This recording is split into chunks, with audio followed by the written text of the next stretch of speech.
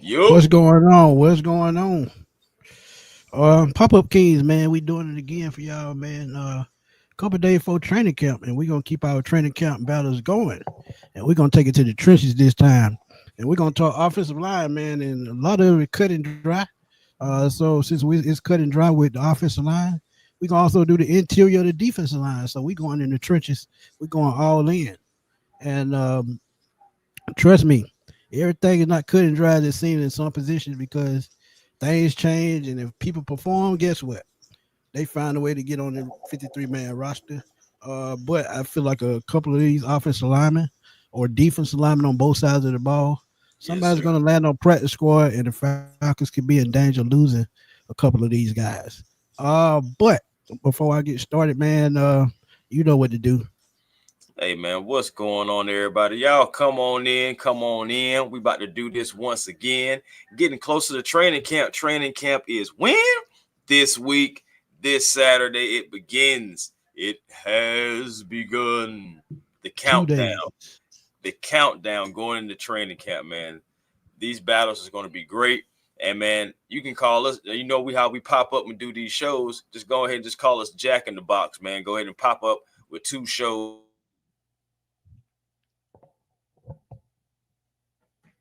StreamYard, not already, man. What's today? Mathematics. Bellows World. Y'all Today, always mathematics. hate on me, but it's all good because I come back Man, and right back into it. Say what's that's what today's I'm saying. mathematics, man.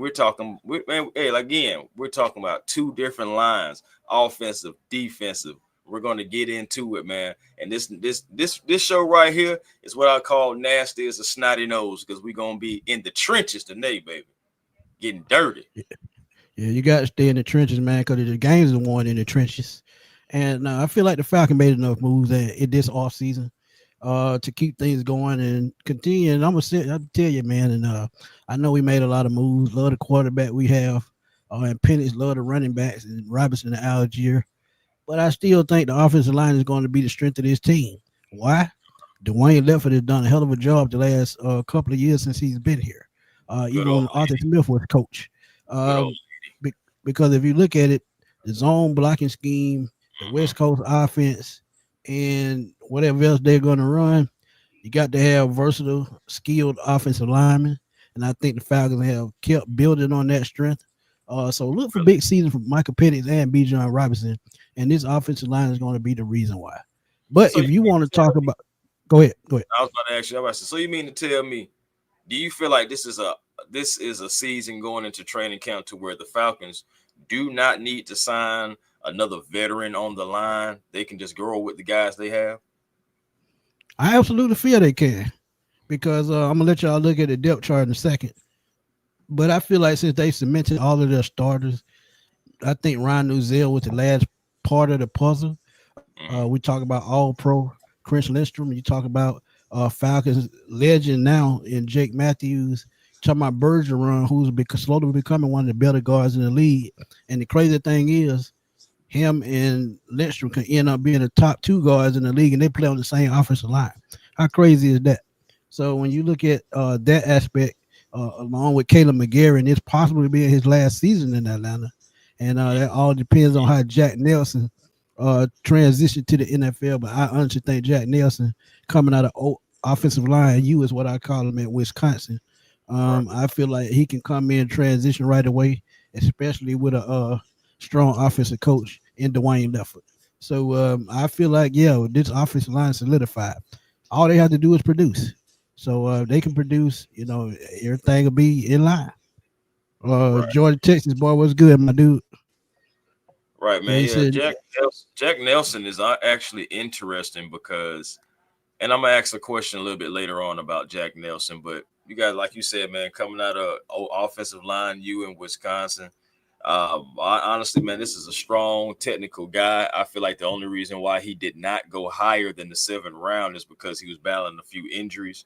I know he even said it himself in his interviews. He was battling an injury, then he came back, got hurt again.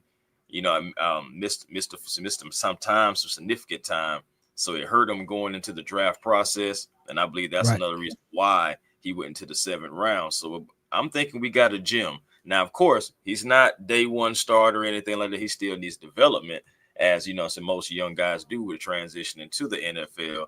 But I believe he Right. could be groomed, possibly. You never know, as either a Caleb McGarry replacement or a Jake Matthews replacement down the line. But my question, okay, I'm now since I just said that, let me just ask you guys, the chat and everybody, do you guys feel like Jack Nelson could be a future left tackle or right tackle? That's a great question, Right, man. because I You know got to because ask yourself because mm, that's what I'm saying. I mean, I want yeah, Bergeron I to mean, but stay. But absolutely, and that's what I was about to say, man. I think Bergeron actually is in the perfect spot where he belongs because, as I see it, if you think about Caleb McGarry, who's in the last year of his 3-year deal, Mhm. and I'm trying to find his number. No, he actually has one more year. Well, no, this is last year. Yeah, yeah, His yeah. contract number for this year is 16.5. So Caleb Right McGarry making 16.5, which is still cheap. Knowing that for the the Falcons tackles. could have him, yeah, among the tackle. And then the crazy thing is he's 16.5. That's actually kind of cheap because if you look at what Trey Smith just made, Trey Smith damn near doubled that. So It's wild out great here, work but by Terry Fontenot. And I think McGarry signed 3 years, about 37 million somewhere in there. I know it wasn't much, but I think yeah, with these young guys. But let me go and pull the depth chart up right quick. yeah, so everybody can So see what we looking this is the at. depth chart. So when you look at the left tackle position, we know Jake Matthews. You look at right Right, tackle Caleb McGarry, who's in the right. last year of his deal, which I think, and you made a great point about the future of that position. So I could see Jack Nelson on that side, but the big question is, with the way the game is played and Michael Penix being a left-handed quarterback, that would Mhm. be his blind side. Is Jack Right. Nelson quick enough? Is he mobile enough to stay on track with Michael Penix? Because I talked to Keenan Ford and did an interview with him, and he talked about how tough it was to block for Michael Vick, who was mobile. Just Right. imagine if Michael Penix actually gets to the point where he uses his legs just a little bit more than usual. You got to have an athletic guy there. And Jack Nelson, Right. we know from Wisconsin and what they're bred to do. We know he's good in the run game, but how good can he transition as a pass blocker? And that's going to Well, be my key. my thing is he's a developmental guy right now. He's just a develop. When you Right. think about him on the roster, it's developmental roster guy. You know what I'm saying? When So, you think so about it, he's gonna still need to adjust to NFL speed. He's gonna have to make sure his has consistency at his pad level. So if right. that's one knock that he did have. So you think about it, he still has development that he has to go through, but he could be the replacement for Jake Matthews. I think more so than maybe like more so than Caleb McGarry because Jake Matthews still has a little bit in the tank. I Correct. think I believe the Falcons are going to squeeze as much out of that lemon as they possibly can, just because he's been durable. He's been an Iron Man. He knows the Falcons. He knows the system. He knows how to play the game. And it's going to be a little bit less pressure off of him because he's going to be on, on the other side of Michael Penix. So it's on Caleb McGarry now. Can he step up? Can he be that guy to protect the blind side? So it's a little bit less pressure on him too. He's getting longer in the tooth, of course, but of course you know how those Matthew boys do. Yeah, and Matt Gary, man, y'all got to think he started 93 games for the Falcons. That's nothing to sneeze at. When you talk about being durable, even though he has his lapses at times, he's probably Yeah, one of the most durable offensive linemen in the entire NFL. Him and Jake Matthews.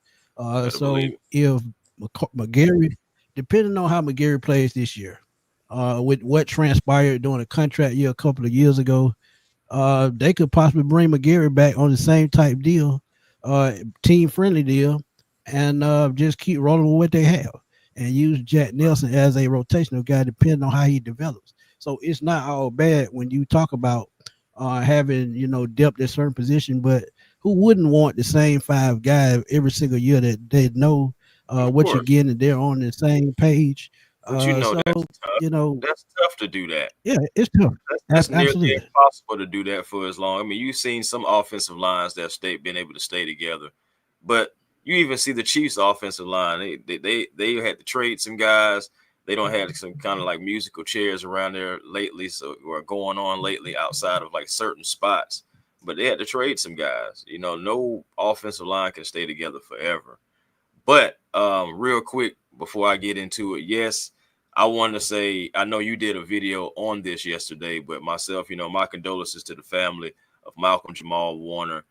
It just that whole situation just and the comments that people just say about, oh, if you can't swim, you know what I'm saying, don't go into this and don't go into that. It Just just ignorant. it's just ignorant, and it lets me know that you really haven't been into water like that. The thing about it is, whether you can swim or not, if a current is strong enough and takes you, that's it.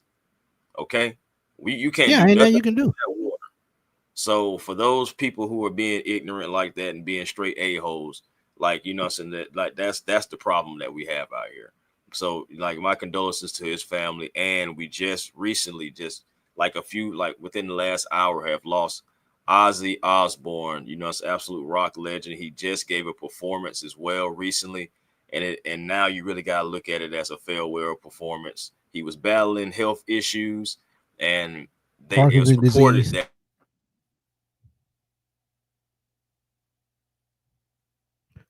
Yeah, man. Look, I'm telling y'all, life is not guaranteed. Tomorrow is not promised. So love who you love today because again, tomorrow not promised, and things happen. But yeah, yeah, they said he died yeah, around but family though, so a bunch of love. So I mean, oh that's yeah, that's the yeah, people. yeah, yeah, yeah, no Yeah, doubt, so man. R.I.P. to Malcolm Go, Jamal Warner and going back Ozzy. to that, going back to those ignorant comments you were talking about.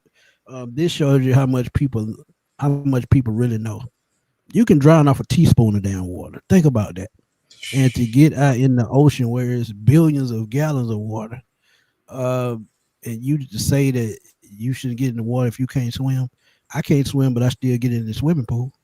So to tell Damn. somebody that they can't do something because of something, that's just like you going to the you going to ride a bike in the park, and you just tell people they can't come to the park. They don't know how to ride a bike. Get the hell out of here with that.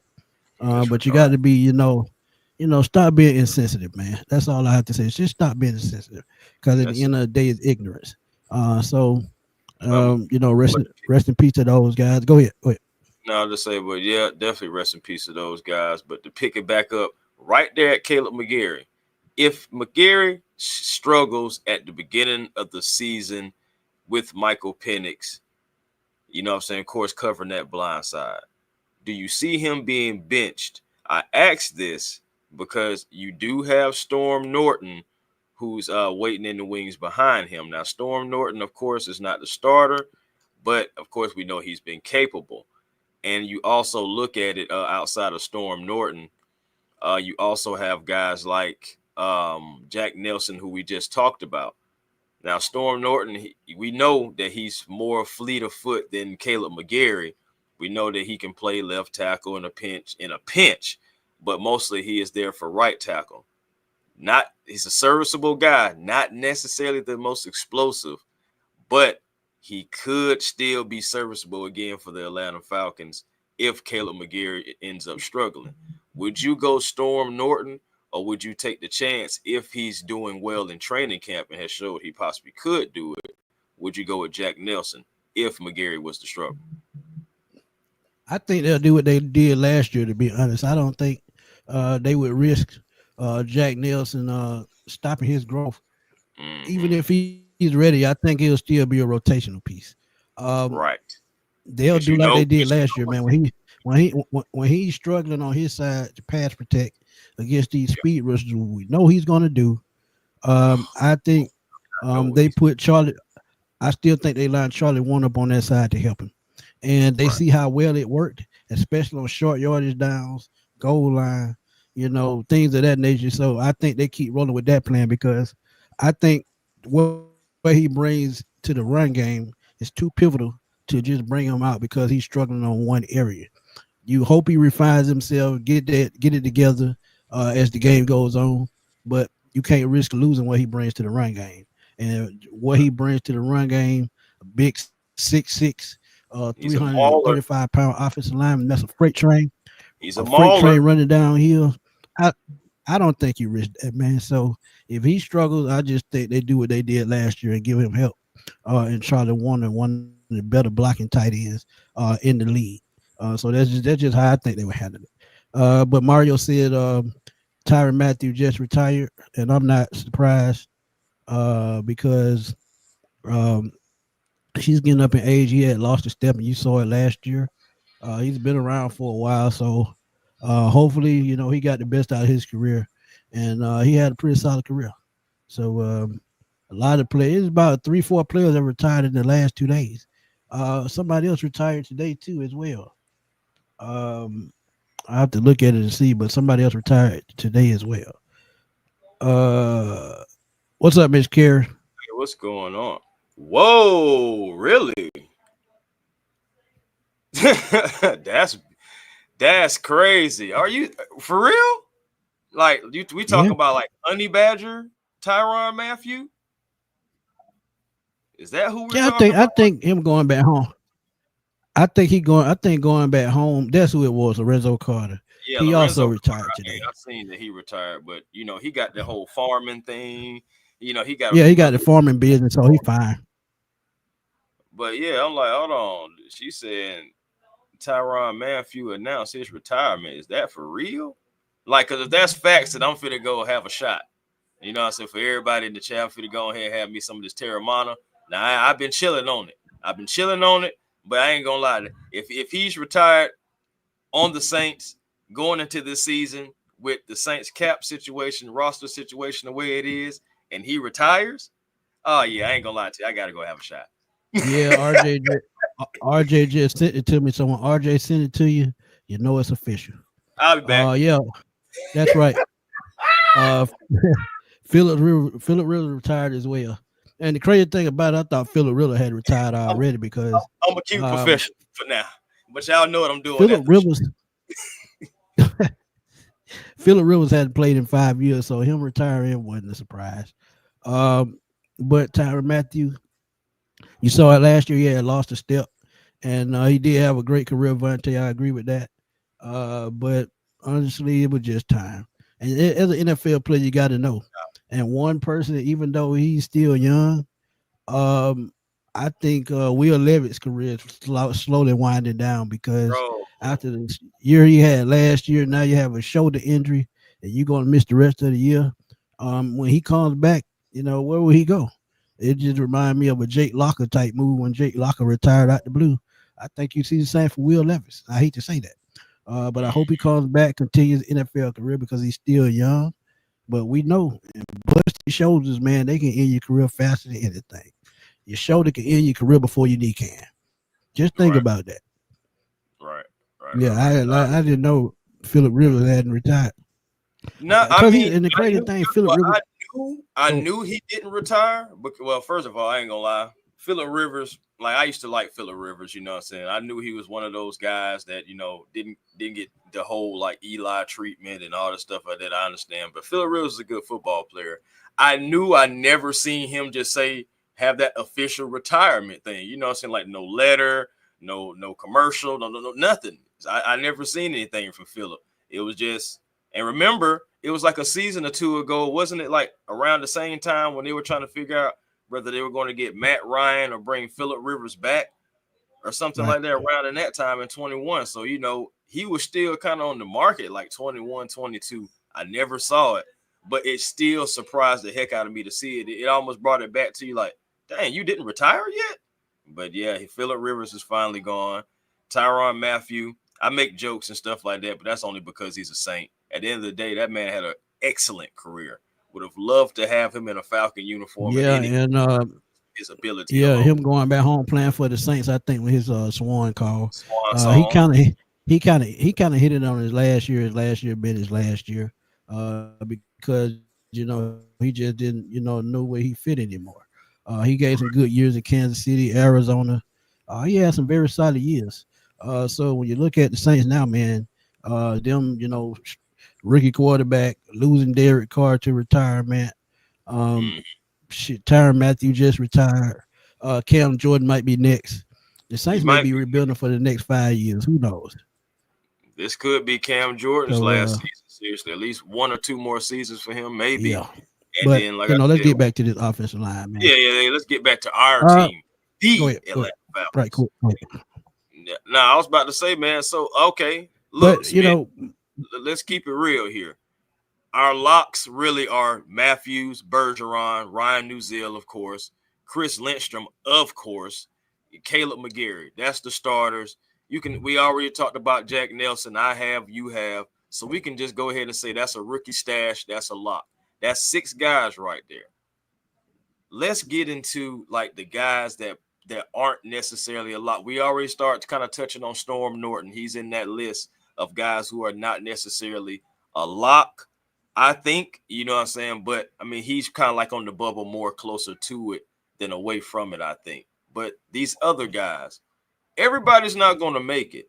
So who do you have making our offensive line? How many, just like I asked you before, how many offensive linemen do you think that we're keeping? Let's get into that. That's a good question, man. Hmm? If I look at the offensive linemen, but before I get into that, man, before I get into that, I just Okay. want to speak on Ryan Nuzio right quick. I know a lot of Okay. people criticize him because he was the fill-in last year for Darman, and they wanted Darman back, which I get it because Darman had turned into one of the better centers in the league, probably top three. But when you talking about a $14 million contract, the Falcons couldn't afford it. But Ryan Nuzil stepped in last year as a replacement, played very well, and you think about what he does as a veteran as well. I think he'll fill in just fine. But when you talk about the backup, that is the intriguing part to me, and that's where I'm going to start with the backups. Like you said, the top five, the 5 stars, they solid. But this backup center is what intrigues me. Javon Gwynn, a couple of years with the Falcons, practice squad guy. Kane got called up a couple of times, but really didn't get many snaps. You talk about Matthew Cedric, undrafted free agent. And then you talk about Michael Gonzalez, another undrafted free agent who they signed. But the advantage that Michael Gonzalez has over those 2 guys, he played for Dwayne Leffert at Louisville, so he knows what to expect. He knows the run blocking scheme. So all the guys that play for the Atlanta Falcons, a lot of them are versatile. Elijah Wilkins, Joshua Gray, the rookie. Storm Norton can play guard or tackle. Brandon Parker is an outright tackle. And Jordan Williams from Georgia Tech, Mammoth guy. I think he could vouch for a roster spot on the practice squad. But your thoughts right quick on the backups. Mm, to be honest with you, I think Brandon Parker is out. I say Brandon Parker because if I look at who I want to keep between Parker and Storm Norton, both of those guys are swing tackles. If I'm gonna have to choose between the two of those, I'm keeping Norton. I've already seen exactly what Norton can give me in a pinch, so that's why I'm definitely going to give him the nod, especially if it's kind of like coming down to like they're being neck and neck and no significant strides by Brandon Parker. Yeah, I'm keeping Norton. Elijah Wilkinson, he can play multiple positions. He's versatile, like you said. So I can possibly see him staying around. I'm thinking we're gonna keep about maybe like maybe 8 to 9 guys. I'm thinking about 9 guys at least. And we've already okay. So Storm Norton would be technically 7 for me. Elijah Wilkinson 8. Man, that's tough. Okay, so I'm going to go with Gwen over Hinton only by a little bit though. That could easily change. That's kind of like a flex. And then like for a practice squad, I can say probably Joshua Gray, somebody that can play center, somebody can play guard. Keep him in kind of like in the stash to have What's him up, do big bro? what's good, family. Have him going through his development stages, similar to how you probably may have Jack Nelson go through. Both of those guys, well, undrafted free agents was Joshua Gray, but have him, him and Jack Nelson try to kind of polish those guys right there because those guys possibly could be your future. Possibly. We Agreed. never know. So okay, who would you Agreed. keep, Now, Jordan or one thing Parker? that you talked about Elijah Wilkinson. Ooh, man. I think I'd keep Brandon Parker because he has the most starts between the two. Mm, And he's a little bit younger. But one name to keep an eye on is Joshua Gray. Joshua Gray is the key to all of this. Because if Joshua Gray pans out as a guard, I think Elijah Wilkinson gets the axe. And I hate to say that. And it could work out this way too. If Joshua Gray gets to play, get to stay on the 53-man roster, Elijah Wilson, Elijah Wilkinson can both overtake Storm Norton and Brandon Parker because he also has more starts than those guys. You got to remember, Elijah Wilkinson was a solid starter with the Falcons about 3 years ago before injuries kicked in. So he knows these guys pretty well and he played with them. So his familiarity with the offensive line already gives him a pull over all of these guys on the offensive line. So if I had to say my biggest sleeper on this offensive line, would be Elijah Wilkinson if he can stay healthy. If he can stay mm. healthy, I think he's a lot for this offensive line because we already know what he brings to the table. I mean, he is a veteran. He has been here before. It's like I feel like the organization itself likes Elijah Wilkinson and what he could bring. That Joshua Gray, that is interesting. Now he's been known to be a little bit undersized. I'm not sure if you're worried about his size, but at the end of the day, he still has to No, gain more strength, I believe, for NFL level, bringing that transition. It's a good player, but you think about it, he like for what we're gonna need in the quarterback that we have, he can move fluently, and he fits that wide zone scheme well, man. So it's all about right. that fit. That's what it's all about. So that's gonna be interesting. I don't know if he's actually gonna make the 53, but I can definitely see the practice squad for him for sure. Absolutely, absolutely. And you talk about undersized. Um, honestly, undersized really to me, it's just what it is. I mean, if you got the heart to play the position, that's all you need. So I mean, like Javon Gwynn, he's undersized as well, and we've talked about this for a couple of years. Ryan Nuzell is really not the biggest guy, but he has the heart to play the position. Michael Gonzalez is another one undersized. So I mean, that's just the nature of the beast. If they have the heart to play the position, I think they'll be fine. And one guy we're not bringing up is Kyle Hinton, who's another big body guy. I think he's about 6'4", 6'5", about 320 pounds. And if y'all remember that name sound familiar, his dad Chris played for the Falcons back in the early 90s. So he has pedigree as an offensive lineman. So when you talk about depth, this can go so many ways. And I agree, Joshua Gray could be one of those guys to sneak everybody.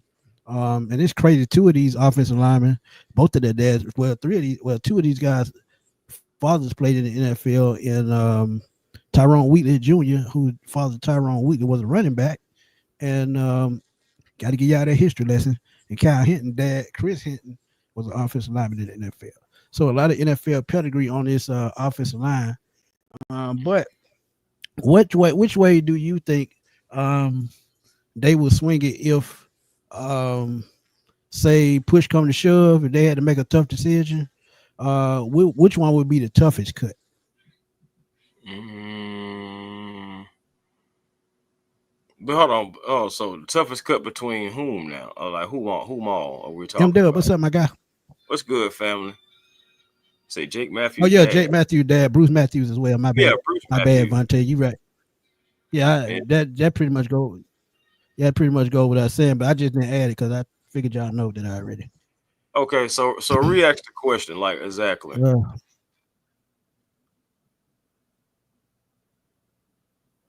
Can you hear me? Am I stream yarding? yeah, I hear you. Go ahead. Yeah, Oh you no, good. Go ahead. no, I was like, so repeat the question for me. Oh, my bad. If you had to make a tough cut between these offensive linemen, who you think would be the toughest cut? Out of the starters? No, out of the bench players. Oh, okay. I was about to say, the toughest. I don't necessarily be honest with you. I don't necessarily see a tough cut. if out of the guys that we already talk about being a lock necessarily, I don't necessarily see a tough cut. I think any one of these guys, if they don't live up to their potential or live up to be, what I'm saying, what the Falcons need them to be, any one of them can go. So, including Storm Norton, even Right. though I like Storm Norton and I would choose him, me personally, over Brandon Parker. I understand the age and I understand your point about that, and the starts. That's important too. But it's just like again for what the Falcons need to do, and I've seen him in a pinch, and Storm Norton has performed. He's been serviceable. You know what I'm saying? Is he starter? Is he starter ready? No, he's been a serviceable backup.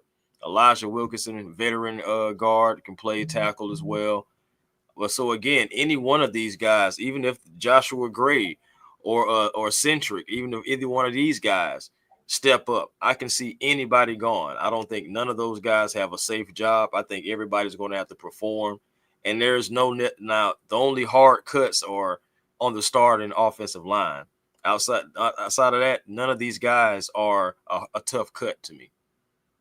Some of these guys have been journeymen, so it's just like Yeah. it's not a tough cut for that. Well, if I had to choose a tough cut, it probably would be Elijah Wilkinson because of his versatility. He can play Yeah, up and down the entire offensive line, and he's a veteran. And he knows, he knows what to do. right. And that's why I said with him being knowledgeable of the game, being a veteran, and him teaching these guys that's playing the same position, I feel like that veteran leadership that he brings would probably be the most hurtful if the Falcons had to cut him. But they've done it before, and if they do it again, I wouldn't be surprised. But I still think that Elijah Wilkinson probably will be the Falcons' biggest cut. But we're gonna go ahead and get y'all the interior of the defensive line. You got Yeah. anything else to say before we Oh move no, on? man. No, man. We can get right into it. I mean, we only talked about 30 minutes about the Yeah, let's go offensive on. line. So hey, Stream man, y'all. can you hear me? Am I back? Yeah, let's take a quick dive into the interior. Yeah, let's take a quick dive into the interior of the defensive line. Yeah, you back. You back. Like my goodness, stream y'all. What I gotta do? I gotta dance for you. Stream y'all. They stream y'all and bad, man. I mean, Kerry said, Mickey Loomis says team was a little surprised by Tyrann Matthews' retirement. The team found out in the last few days. And I'm thinking he probably having health issues because, I mean, he's had a couple of injuries the last couple of years that made him miss significant time. But, like I said, he had a great career, and I pray he have a even better retirement. But we'll see how it play out. But Larry, what's up, my guy?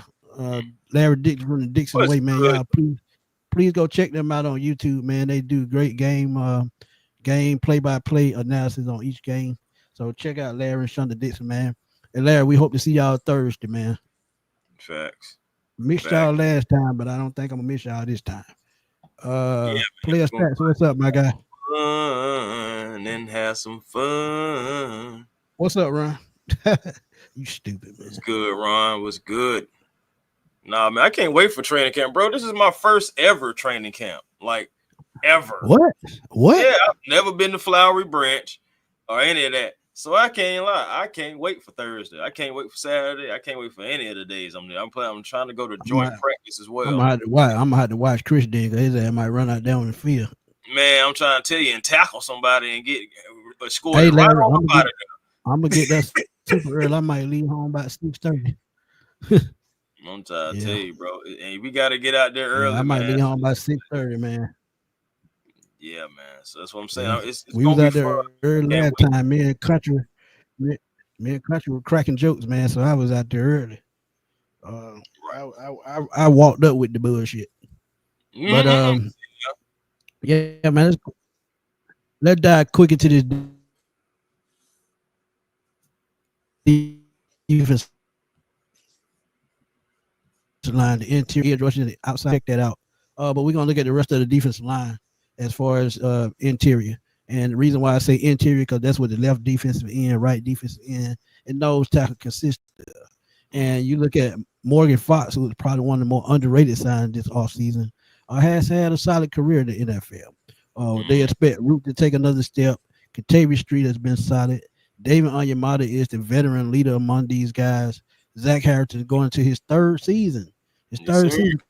Can't believe it. He can play outside linebacker or inside, but they're using him more as a 3-4 end. Brandon Dorless, another guy who they think is taking big steps. Only played in one game, I think, last year. And Taquan Graham, who's been around for a while, who I think could be surprised. Well, not a surprise. Could be one of the veterans that cut, depending on how the young guys play. Laquel London has picked up weight, so he's going Yeah. to play more at the nose tackle position. I think he's up to about 325, 330. Then you look at Simeon Barrow Jr. out of Miami, who I said was a Grady Jarrett clone, guy that's very quick at the snap of the ball, point of attack, very strong lower body, can shoot gaps, and very solid against the run, and he can get after the quarterback. So Simeon Barrow is one of those guys that y'all should keep an eye on in training camp. But Right. with these interior linemen, what guy jumps out at you the most, and which one do you think needs to have the biggest impact for the Falcons this year? Mm, that's tough. I want to say, first of all, Zach Harrison, that's a guy that I still believe in, with the great length and power that he has. I mean, he's going to need to show just a little bit more speed to power more consistently. I know what 5 technique where he may end up being. I believe that this guy can be an anchor, though, and possibly could get some sacks, man. That's where I want him at, so he can be able to get some sacks. I think this guy disrupts, and he really reestablishes the line, a new line of scrimmage when he is able to go. So that's a guy that I'm looking at. But it's hard not to be rooting for a guy that I have watched a little bit of his tape, plan on watching a little bit more. But Simeon Barrow, man. Simeon Barrow, he's undrafted free agent out of Miami. He's twitchy. He's considered undersized, of course, but again, he's twitchy. He's a natural gap shooter, with that burst. I've also seen the fact that, just from playing, he has to adjust to NFL physicality, but he's already kind of there, already transitioning. I believe this guy right here, if you don't have him on the 53, you got to stash this guy, because you can't let him go to somebody else and then they unlock his potential and then you're playing against them. Also, you got to think about this. Ruka Roro. I'm expecting Ruka Roro to take another step too. What can we say that Ruka is going to be playing anywhere from the 1, 3, and some of the 5 possibly? Just to see exactly his get off. Yeah, I can see that. I can absolutely see that. Okay, Absolutely. so that's another guy I'm looking at too. But the guy out of all these guys that I'm looking for something is somebody, because how Terry Fontenot does. He like to draft to stash. And so this guy, he was stashed last year. Brandon Dorless, 4th round rookie draft pick. So he has that pass rush juice. Remember, he was versatile back in Oregon. 3 technique, Right. 5 technique, played some edge. You moved him all up and down the line. Oregon did, and he had You slapping the microphone. You trying to get in? Man, I'm in head slapping mode, man. I'm talking. We in the trenches. I told you, man. We getting dirty today. We Let's get get your dirty head up, today, slap the man. microphone. Right, man. But honestly, Uh, this is the guy who I'm wondering if he can steal reps from the guy that we opened up with, and that's Morgan Fox, because he is the veteran. So I'm wondering if he can take those strides and show what he's shown at Oregon, show that he can generate that pressure, being one of the top defensive pressures in the old NCAA. So it's just like, I'm ready to see what these guys are going to do. What kind of sub packages are we going to use, and who we're going to use in them? So it's going to be interesting, man. I really am excited about some of these guys, like seriously. And I feel like, honestly, this is tougher than the offensive line is trying to figure out. To me. Yeah, I mean it's tough because you got expectation for a lot of these players, and like you said, with Aurora, I feel like he's gonna have to take the biggest jump because you taking over for Falcon legend and Grady Jarrett, and I agree, Dan. He must blossom this season. He has credit Nate Oller with his growth, but we'll see what he's learned. But if you go back to that Baltimore Ravens preseason game, he showed exactly why the Falcons moved up, take him in the second round. You talk about a guy with raw athleticism, a guy with a strong lower body, a guy that can who has great pursuit once he breaks the line. But and he's a solid run defender. But I think the biggest guy that I think also has to take another jump is probably Brandon Dorless, another guy that's was a pass rushing threat in college, and as we talked about, he had one of the highest pass rush win rates of anybody than anybody in his draft class as far as defensive interior lineman. So I think he has to take a step. Then I look at David Onyemata, who's the leader of these young guys. If David Onyemata can show these guys how to take their game to the next level along with Nate Olley, I think the Falcons will be okay when it comes to pass rush. Because as I told y'all, if these guys can collapse the pocket just a little bit or just enough for these much faster edge rushers that they have, this could be a 50 sack unit. So yeah, I mean David Onyemata, he's going to be key. But I think those two rookies that they drafted last year are probably going to be bigger than anything that they have to overcome because of what they have to replace.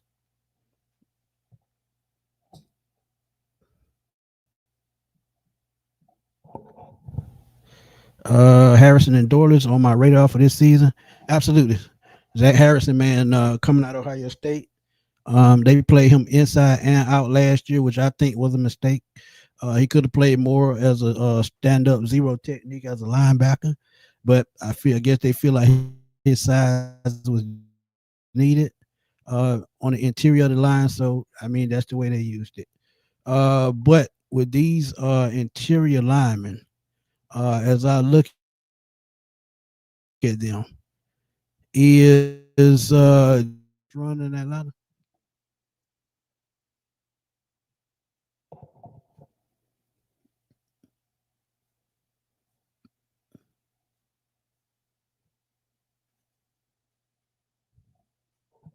Did you hear me?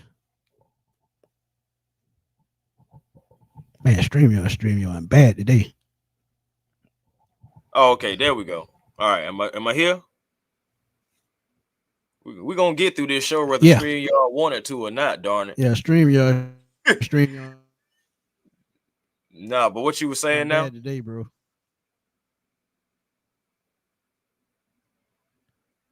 Man. StreamYard today, man. God damn. Let me see. Okay, all right. Uh, What about now?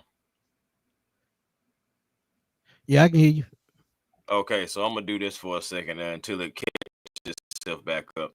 But all right. So ask the question again, please, and then I got a question for you.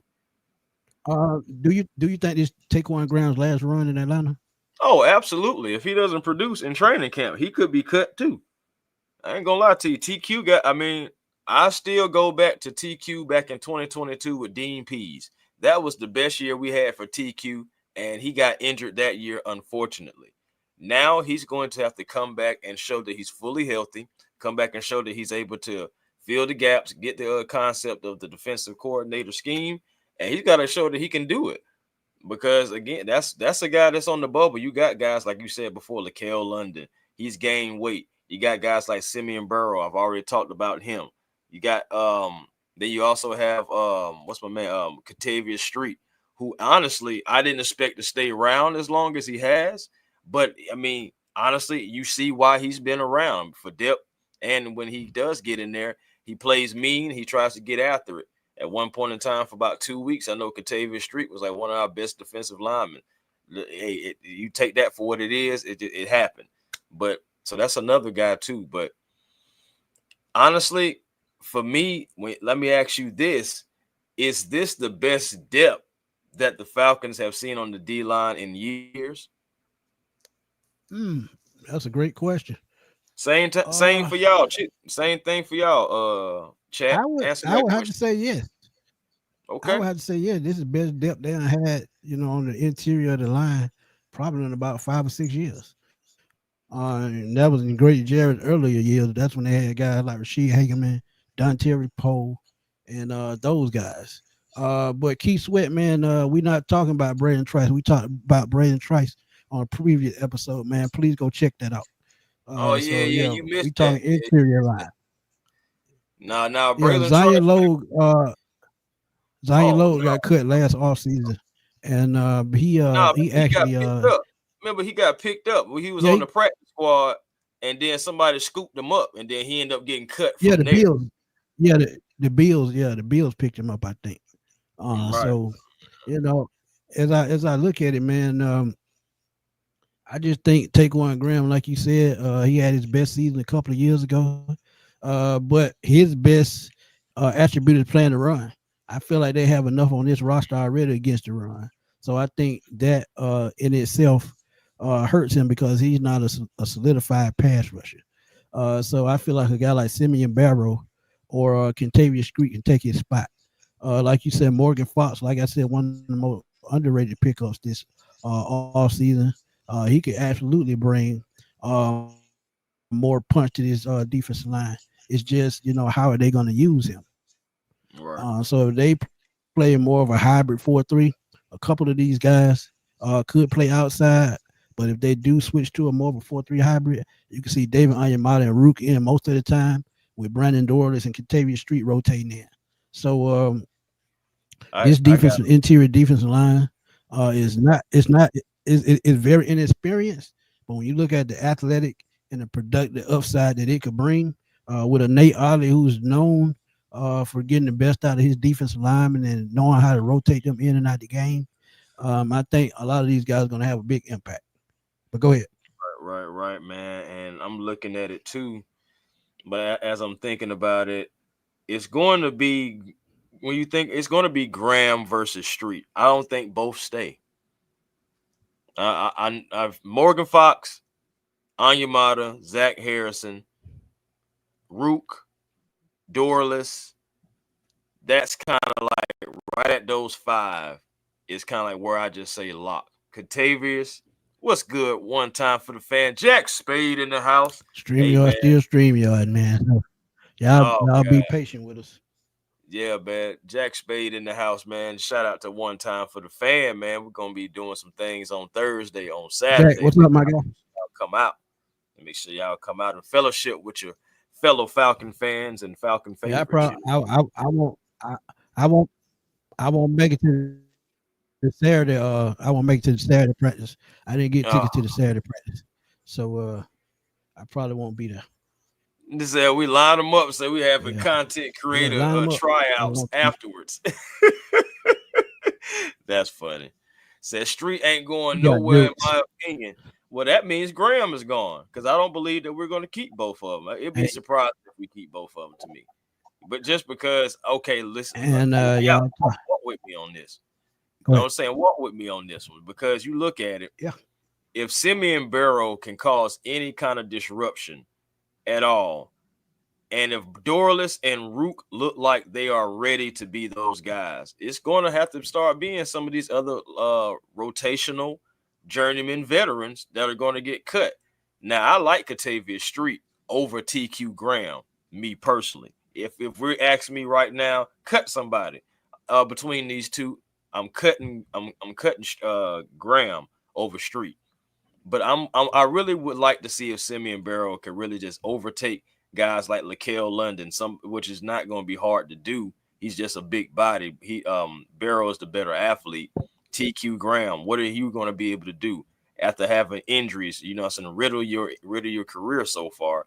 Can you step up this training camp, or will you end up being out the door? Like it's competition, but again, outside of those five guys, family, I'm just like there's no lock with Street, Graham, London, or Barrow. If Burrow can do, yeah, see, TQ is on Jack Spade's cut list, and for good reason. Again, like injuries, man, injuries, and we have young guys that are ready to compete, like a Simeon Barrow. I really want Simeon Barrow on this team, and if he can prove what my excitement is so much for. Smitty, Jack said he got a ticket for you. Want to pull up now? But hey, that what I'm talking about. hey man, so you Come want through to in the pull up? So he clutch. got a ticket for you now.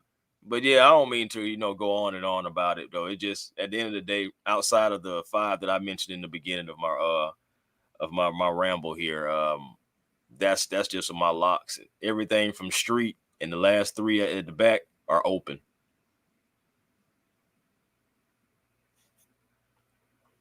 Yeah, I agree. I agree. Uh, I can't argue with that. Like you said, yeah, everything pretty much in interior solidified. I think the only thing that they actually have to worry about is who's going to be the depth pieces. Because I think actually Michael Simeon Barrow, I think he's going to be a lock. I'm gonna just say it. He's going to be my lock, my surprise lock for this team, because I feel like he can overtake a lot of these veteran guys. The way he plays, what he brings to the scheme that we have as a pass rusher. I think he gives them added punch in the middle, and he can help them collapse the pocket just a little bit more. Yeah, Jack, 6 o'clock. That's kind of early. I don't know if I'm gonna be able to make that because of shit. I be just getting up, but I'm gonna leave early Well, Thursday Saturday morning. practice. Saturday practice, but Yeah, they start at 9:30, and that's family and friends day. Man, you're gonna have to get up. Now the good thing is they it be up is kind of Saturday. early. Yeah, that's good. That's the good thing though. It's gonna be Saturday, and dang, it's a good and a bad thing because folks gonna be off work. A lot of them jokers gonna be trying to go to the Saturday practice. Hey, I'm gonna be there at 5, Jack. Five. God dang. And we got the content creator meet and greet afterwards as well. Y'all come out and fellowship with us as well, man. I'm gonna be in Buford. I already know Jack is gonna be promoting it more. Country's gonna be promoting it, I'm sure as well. I know Yuri posted it. I posted it on my story a couple days ago as well. So yeah, y'all come out and check us out.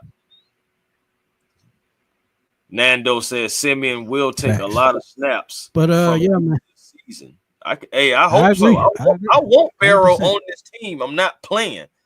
Like serious. If I have to cut TQ or Lakel for it to happen, I will do such.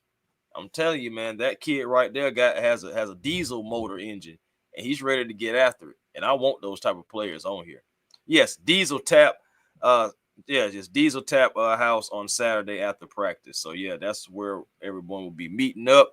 Rise up, man! Meet and greet time. I love these meet and greets, man. That's gonna be my third meet and greet.